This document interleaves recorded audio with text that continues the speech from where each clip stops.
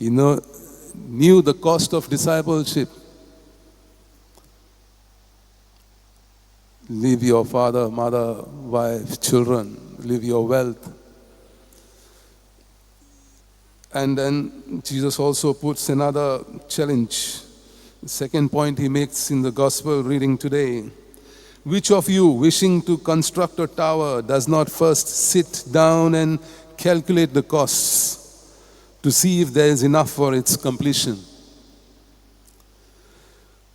So one should look before one leaps, is a saying. No one is so foolish as to start an enterprise without first weighing the pros and cons carefully and objectively. We know all of individuals who have failed to cut their coat according to their cloth, recklessly investing money without thought of complex implications and with disastrous consequences. If you start some project, say for instance a tower, the time tower was used to supervise the enemy, tower was put up in the fields to take care of the flock. So if the person does not have enough money, enough resources, and he starts the building and does not complete it, people will laugh at him.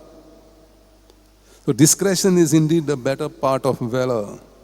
What Jesus would have us know is what we need to be prudent at all times in all our personal affairs, be they personal, social, professional, most importantly, spiritual. And this is what St. Ignatius did. He's checked whether he is fit to become the disciple of Jesus. He underwent conversion. He did penance. He asked for forgiveness for all the sinful life he led. Made sacrifices. Wanted to imitate Jesus, just like the saints did. In everything he did, he wanted to go to Jerusalem, be there, and go to all the places which Jesus went to, and live his life completely dependent on God.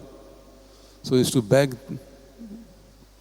from people things which he required for his work.